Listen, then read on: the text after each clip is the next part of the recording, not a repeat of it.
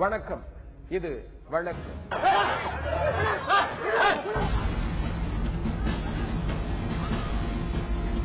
நெல்லையை அதிர வைத்த 3 கொலைகள். என் பிள்ளை ஒழிச்சுதானே ஜாப் என் பிள்ளைய பரிதாபமா கொண்டுட்டாங்க. அடுத்தடுத்து நடந்த சம்பவங்களால் கதறிய குடும்பங்கள். அடுத்தடுத்து 3 கொலை சம்பவங்களால் பதட்டத்தில் கிடக்கிறது நெல்லை மாவட்டம். கொமந்தாநல்லூர் மகேஷ், மேலப்பாட்டம் மாரிமுத்து, வீரவநல்லூர் சுரேஷ் என 3 பேரை கொலை செய்துள்ளது கொடூர கும்பல்கள். பாளையங்கோட்டை அருகே உள்ள கொமந்தநல்லூர் இருள் ஆக்கிரமிக்க தொடங்கிய வேளை அந்த பகுதியே அலறி கிடந்தது. என்ன நடக்கிறது என்பதை அறியவே வெகு நேரம் பிடித்தது. காவல்துறை தடியால் அடித்து விரட்ட அரண்டு ஓடினார்கள் அங்கிருந்தவர்கள்.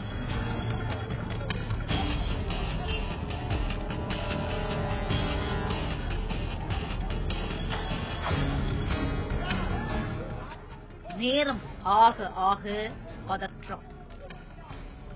தலை தெறிக்க ஓடினார்கள் மக்கள். அத்தனை பதற்றத்துக்கும் காரணம் கொலை.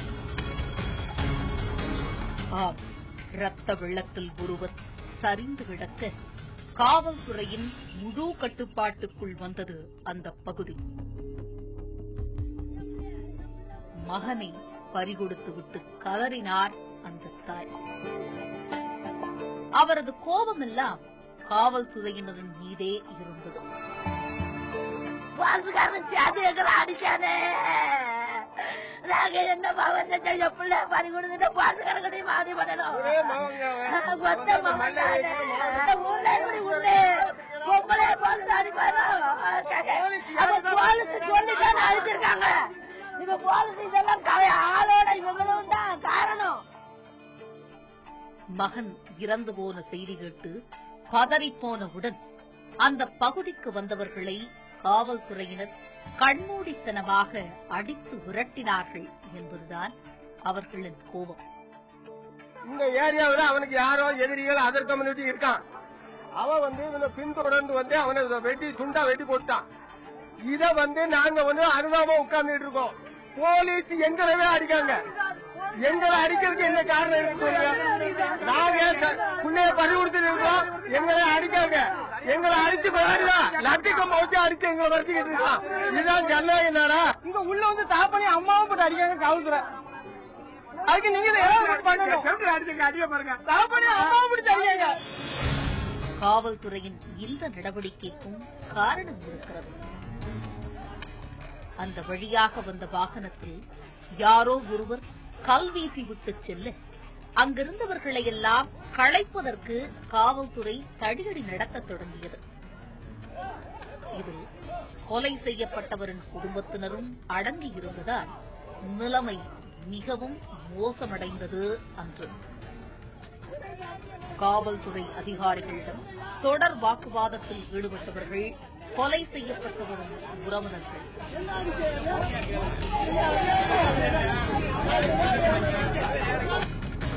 உயரதிகாரிகளும் அந்த பகுதிக்கு வந்து சேர்ந்ததால் அவர்களிடமும் முறையிட தவறவில்லை.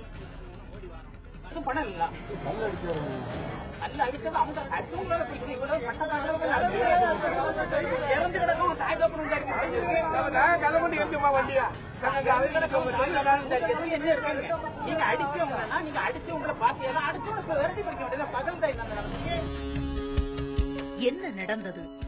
யார் கொல்லப்பட்டது?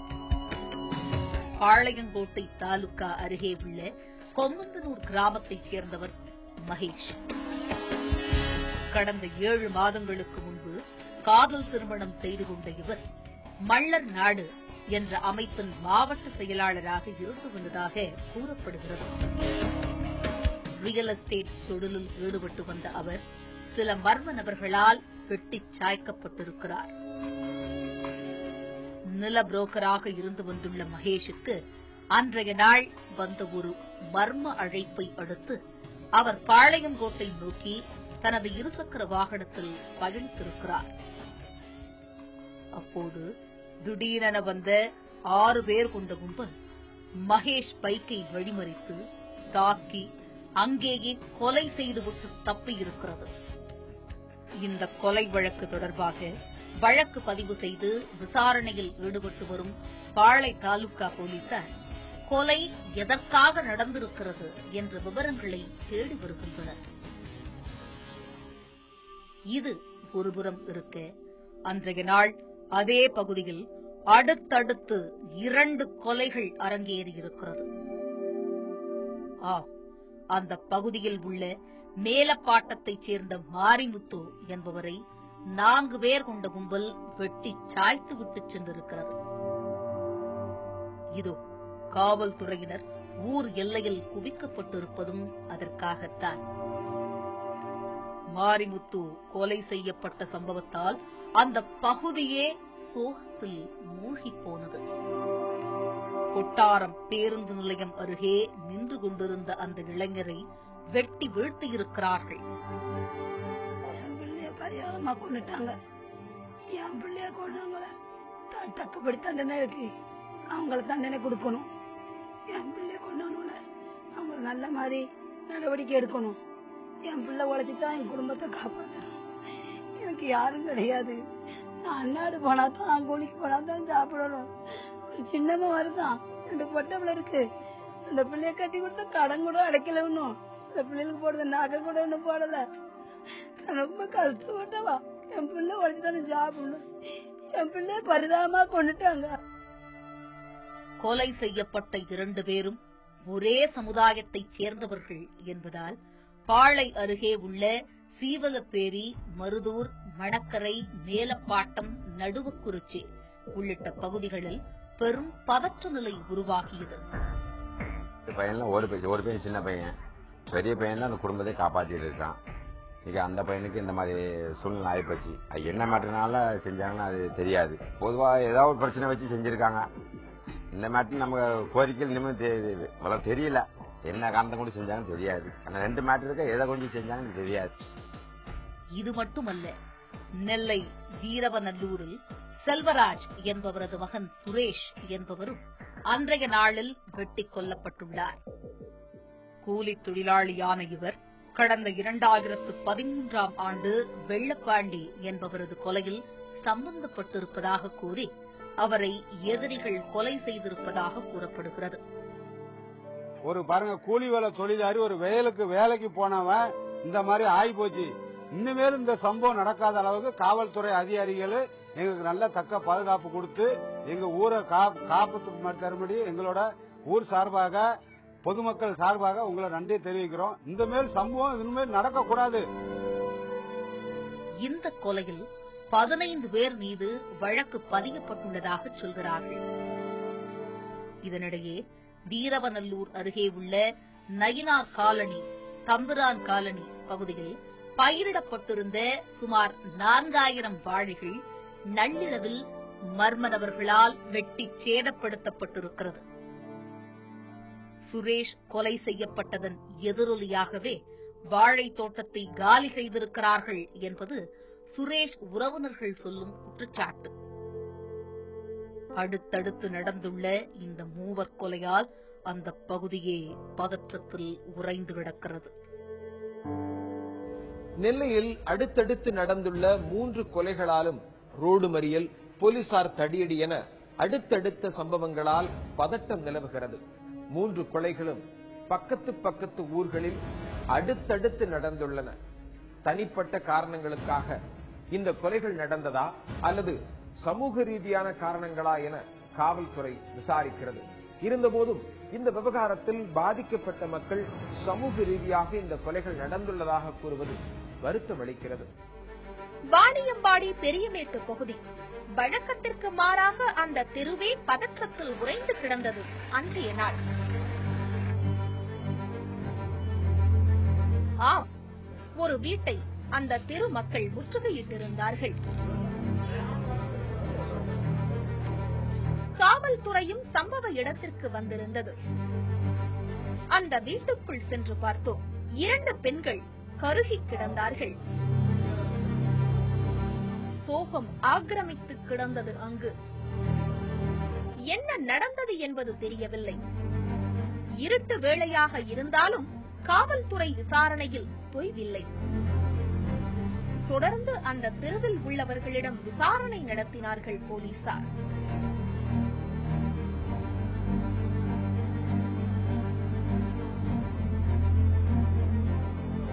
பல்வேறு ஆய்வுகளுக்கு பிறகு அந்த இரு உடல்களும் வாணியம்பாடி அரசு பொது மருத்துவமனைக்கு எடுத்துச் செல்லப்பட்டது.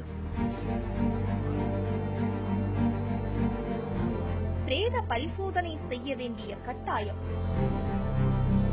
ஆம், வீட்டுக்குள் தாயும் மகளும் தாழிட்டு ஏன் தற்கொலை செய்து கொள்ள வேண்டும் என்ற கேள்வி.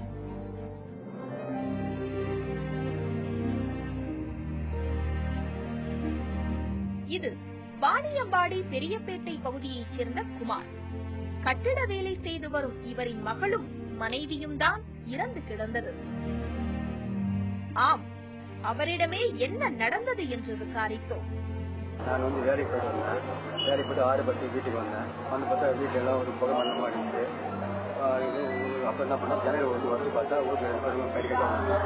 அப்புறமா எல்லாரும் ஃபோன் பண்ணி எல்லாம் வந்தாங்க. அதுக்கப்புறம் மரபு அதை ஒருத்தர் பார்த்தா வாணியம்பாடி பெரியப்பேட்டை குமார் ரமணி தம்பதியினரின் செல்ல மகள் சந்தியா.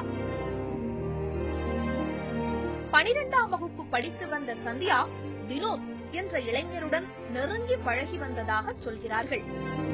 இந்த நிலையில் இருவருக்கும் காதல் இருந்து வர இந்த விஷயம் சந்தியாவின் வீட்டிற்கு தெரிய வந்திருக்கிறது. ஆரம்ப கட்டத்திலேயே வினோத்தை கண்டித்திருக்கிறார் குமார். ஆனாலும் இவர்களின் காதல் தொடர்ந்திருக்கிறது. போன வாரம் ஒரு 10 நாளைக்கு முன்னாடி வந்து இந்த பெருப்பேட்டில் வந்து நாகல கோயில் தெரிவிக்கிறாங்க. கையால வந்தவன் அவங்க பையன் வந்து தெரியல இருந்தாங்க. அந்த பையன் வந்து பொண்ணு வந்து அடிக்கடி முஸ்லிம் மேலே கிளீன் பண்ணியிருக்கான். நான் போய் அவங்க அப்பாட்ட போயிட்டு அவங்க அப்பா கிட்டே அவங்க பாட்டிக்கிட்டே அவங்க மாமா கிட்டே சொல்லிட்டு வாங்க. இது மாதிரி வந்து இதெல்லாம் வேணாப்பா தப்புப்பா இதெல்லாம் கண்டிப்பாக பண்ணி வச்சுட்டு நான் சிங்க பொண்ணு மேக்ஸிமம் பண்ணாதீப்பான்னு சொல்லி பாணி பண்ணுவாங்க. இது அப்படி இருக்கும்போது அந்த பையன் வந்து மீண்டும் வந்து பொண்ணு தொந்தரவு பண்ணி நேற்று வந்து தொந்தரவு பண்ணிக்கிறான். இந்த மாதிரி எங்கள் அப்பா எங்கள் பாட்டியும் உங்கள் அப்பா நாங்கள் வீட்டுக்கு நீங்கள் வந்துட்டுனா நம்ம தினமும் வாங்கிக்கலாம் வந்து தகவலை பொண்ணு சொல்லிட்டு நான் என்ன சொன்னேன் அதெல்லாம் வேணாமா அதெல்லாம் தப்புமா அந்த மாதிரிலாம் பண்ணாதீங்க. நான் உனக்கு மறுபடி நல்ல மாதிரி கிளம்பி வைக்கிறேன். நல்லா நீ படி மேல மேல படி. சம்பவ நாளன்று சந்தியாவும் வினோத்தும் அருகே உள்ள ஆம்பூர் திரையரங்கிற்கு செல்ல இந்த விஷயம் மறுபடியும் குமாரின் காதுக்கு எட்டியிருக்கிறது. இது தெரிந்து கோபமுடன் வீட்டுக்கு சென்ற குமாருக்கு இன்னொரு அதிர்ச்சி. ஆம், மகளும் மனைவியும் வீட்டிற்குள் இறந்து கிடந்திருக்கிறார்கள்.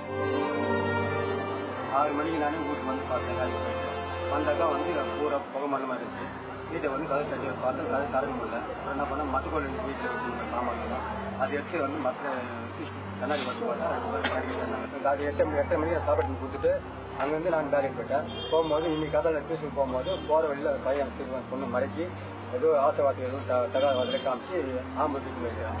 இன்னைக்கு நடந்த சம்பவம் அது. ஆம்பூருக்கு போயிட்டு திரும்ப நான் வீட்டுக்கு சாப்பாடு வந்தேன். மதியம் 1 மணிக்கு வீட்டுக்கு சாப்பாடு வந்து சாப்பிட்டு வெளியே கிளம்பும்போது அவங்க ஸ்கூலுக்கு ஒரு பாப்பா வந்து சொல்லிட்டாங்கிட்ட இந்த மாதிரி வந்து ஸ்கூல் மேடம் சொன்னாங்க உங்கள் பாப்பா வந்து ஸ்கூலுக்கு இங்கே வரலையா புக்கெல்லாம் எடுத்துன்னு போயிட்டு வந்து ஃப்ரெண்ட் வீட்டில் வச்சுட்டு நீங்கள் மாற்றிக்கின்னு ஆம்பூருக்கு வந்து பையன் வந்து அந்த பொண்ணு வரலன்னா கூட வாரண்டா கூட்டுன்னு வந்து அவனை சொல்லிட்டு கை பிடிச்சின்னு போயிடுறான். என்ன நினச்சின்னு தெரியல. அதனால அநேகமாக வந்து ஆம்பூர் பஸ்ஸில் தான் போனால் போயிருக்கணும். அண்ணன் பொண்ணு போயிடுச்சு. பொண்ணு கிளம்புறது வந்து மணி வந்து 2 மணி. நான் சாப்பிட்டு கீழே இறங்கி வேலைக்கு போய் டைம் சரிம்மா நான் பார்க்குறேம்மான்னு சொல்லிட்டு நான் போய் வேலைக்கு கிளம்பிட்டேன். அத்தை வந்து என் பாட்டை கேட்டு மேலே நான் கீழே பார்த்தினேன். அந்த பாப்பா கீழே பேசிட்டு என் பாட்டு மேலே கேட்டு நான் வேலைக்கு போயிட்டு 6:10 வீட்டுக்கு போனேன். வீட்டுக்கு போனால் இந்த மாதிரி காதலனுடன் மகள் திரைப்படம் பார்த்த விஷயம் மனைவிக்கும் தெரிய வர இருவருக்குள்ளும் சண்டை நடந்து ஓய்ந்து தற்கொலை செய்து கொள்ளும் அளவிற்கு சென்றிருக்கிறார்கள்.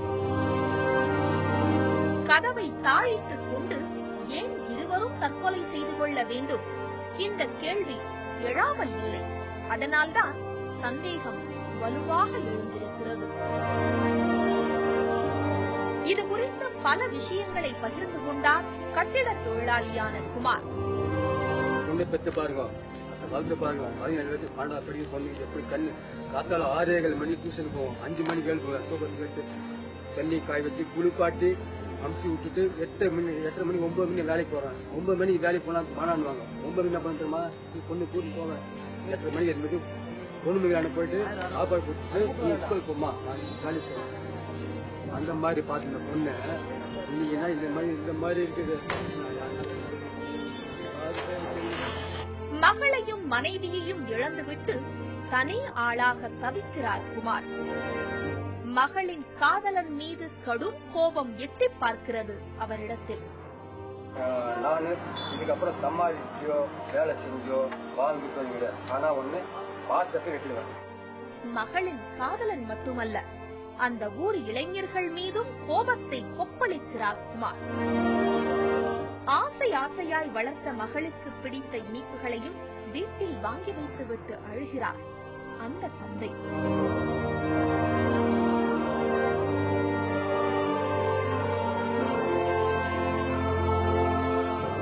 எப்போதும் மகளையே சுற்றி சுற்றி வரும் அந்த வீட்டு பூனையும் சோகம் சொல்கிறது.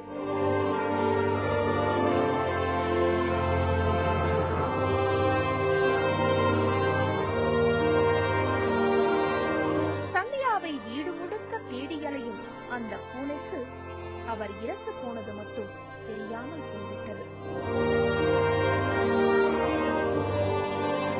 இந்த மரணம் குறித்த வழக்கை வாணியம்பாடி நகர காவல்துறையினர் மேற்கொண்டு வருகிறார்கள்.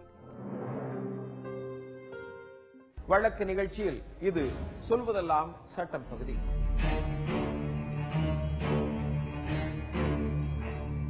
இலக்கு ரக வாகன உரிமம் வைத்துக் கொண்டு ஒருத்தர் சரக்கு வாகனம் ஓட்டுறாரு, இலக்கு ரக சரக்கு வாகனம் வண்டி ஓட்டுறாரு. அப்போ ஒரு விபத்து ஏற்பட்டு விடுகிறது. அப்படிப்பட்ட தருணங்கள்ல அந்த பாதிக்கப்பட்ட நபருக்கு இழப்பீடு இன்சூரன்ஸ் கம்பெனி தரணுமா, இல்லைன்னா அந்த சரியான லைசன்ஸ் இல்லைங்கிற காரணத்தினால அந்த வாகனத்தின் உரிமையாளர் அந்த இழப்பீடு தரணுமா? சட்டம் இது பற்றி என்ன சொல்கிறது? உச்சநீதிமன்ற நீதிபதிகள் விஜி கவுடா, நீதியரசர் ஏ கே கோயல் அவங்க முன்னாடி ஒரு வழக்கு விசாரணைக்காக வருகிறது.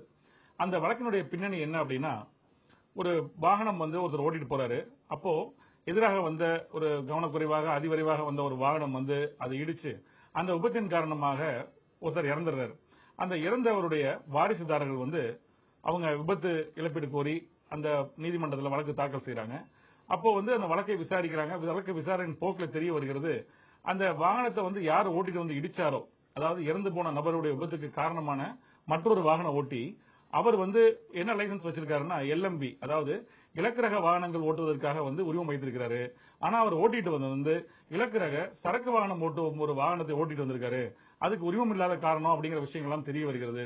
இருந்தாலும் அந்த அடிப்படையில இரு தரப்பையும் விசாரிச்சு அந்த விபத்து கோரி இழப்பீடு கோரி அந்த தாக்கல் செய்த மனுவினை அவங்க பரிகாரமாக இழப்பீடு வழங்குறாங்க அந்த இறந்து போன குடும்பத்தாருக்கு. அந்த இன்சூரன்ஸ் கம்பெனி அந்த தீர்ப்புக்கு எதிராக மேல்முறையீடாக டெல்லி உயர்நீதிமன்றத்தில் வழக்கு தாக்கல் செய்யறாங்க. அந்த டெல்லி உயர்நீதிமன்றத்தில் அவங்க எடுக்கக்கூடிய வாதம் என்ன அப்படின்னா, அந்த வாகன ஓட்டி யார் விபத்து ஏற்படுத்தினாரோ அந்த வாகனம் எங்களுடைய கம்பெனியில இன்சூரன்ஸ் எடுக்கப்பட்டிருந்தாலும் அந்த வாகனத்தை ஓட்டுன நபருக்கு பொறுத்த வரைக்கும் அவர் இலக்கு ரக வாகனங்கள் ஓட்டுவதற்கு தான் உரிமம் வைத்திருக்கிறார். ஆனால் இலக்கு ரக சரக்கு வாகனம் ஓட்டுவதற்கான உரிமை அவருக்கு கிடையாது. ஆகவே அந்த கட்டுப்பாடின் கீழாக எங்களுக்கு வராது. அந்த பிரீச் ஆஃப் கான்ட்ராக்ட் எங்களுக்கும் அவங்களுக்கும் இருக்கக்கூடிய அந்த கடப்பாடு அது மீறப்பட்டிருக்கிறது. அந்த அடிப்படையில் நாங்க பணம் தர வேண்டிய அவசியம் கிடையாது. இழப்பீடு கோரி அந்த தாக்கல் செய்த மனு அது கொடுக்க வேண்டி இருந்தாலும் அந்த பணத்தை கொடுக்க வேண்டிய கடப்பாடு இன்சூரன்ஸ் கம்பெனி கிடையாது. அது அந்த வாகன உரிமையாளர் தான் அதை தரணும்னு சொல்லி அவங்க வாதம் எடுக்கிறாங்க. டெல்லி உயர்நீதிமன்றமும் அவங்க அந்த வாதத்தை ஏற்றுக்கொண்டு இன்சூரன்ஸ் கம்பெனிக்கு அந்த உரிமையை கோரும் உரிமை, அதாவது பணத்தை கொடுக்கணும் அப்படிங்கிற உத்தரவின் அடிப்படையில் கொடுக்கப்பட்ட பணத்திற்கு அந்த வாகன உரிமையாளர் பெறுவதற்காக அவங்களுக்கு உரிமை அளித்து டெல்லி உயர்நீதிமன்றம் தீர்ப்பளிக்கிறது. அதுல மேல்முறையீடு தான் உச்சநீதிமன்றத்தின் முன்பாக வருகிறது. அது 28/10/2014 தீர்ப்பு வழங்கப்படுகிறது. அந்த தீர்ப்பு என்ன சொல்கிறது அப்படின்னா, டெல்லி உயர்நீதிமன்றம் எடுத்த அந்த தீர்ப்பு அந்த நடைமுறை சரியானது கிடையாது. ஏன்னா அந்த வாகனத்தை ஓட்டுவதற்கு அந்த வாகனம் ஓட்டுவதற்கு அவர் இலக்கு ரக வாகனம் ஓட்டுவதற்காக உரிமம் வைத்திருக்கிறார். ஆனால் சரக்கு வாகனம் ஓட்டுவதற்கு அவருக்கு உரிமை இல்லை அப்படிங்கிற அடிப்படையில் அந்த அடிப்படையில் பணத்தை கொடுக்க வேண்டிய கடப்பாடு இன்சூரன்ஸ் கம்பெனிக்கு தான் இருக்கிறது. வாகன உரிமையாளர் கொடுக்க வேண்டிய அவசியம் கிடையாது. கீழமை நீதிமன்றம், அதாவது டெல்லி உயர்நீதிமன்றம் எடுத்துக்கொண்ட நிலைப்பாடு தவறானது. ஆனால் கீழே வந்து கொடுத்த தீர்ப்பானது, அதாவது இன்சூரன்ஸ் கம்பெனி வந்து இழப்பீடு தரணும்னு சொன்ன தீர்ப்பை வந்து நாங்க உறுதிப்படுத்துறோம்னு சொல்லி தீர்ப்பளிச்சிருக்காங்க. உச்சநீதிமன்றத்தின் தீர்ப்பின் பார்வையை பொறுத்த வரைக்கும் எப்பயுமே இழப்பீடு கோரி தாக்கல் செய்யப்படும் மனுக்களை பொறுத்த வரைக்கும் அது வந்து விரைவாக முடிக்கப்படணும், பாதிக்கப்பட்ட குடும்பத்திற்கு அந்த இழப்பீடு தொகை வழங்கப்படணும்னு சொல்லி உச்சநீதிமன்ற தீர்ப்புகள் கொடுக்கப்பட்டு வருகிறது. ஆனாலும் அதை அடிப்படையாக கொண்டு இன்சூரன்ஸ் கம்பெனிங்க சிறு காரணங்கள் எல்லாம் கூறி அவங்க கொடுக்க வேண்டிய அந்த இழப்பீடு தராம தள்ளி போயிடக்கூடாது, விலகி போயிடக்கூடாதுங்கிறதுல வந்து உச்சநீதிமன்றம் மிக கடுமையாக இருக்கிறது. மீண்டும் வேறொரு வழக்கோடு உங்களை சந்திக்கிறேன். நன்றி, வணக்கம்.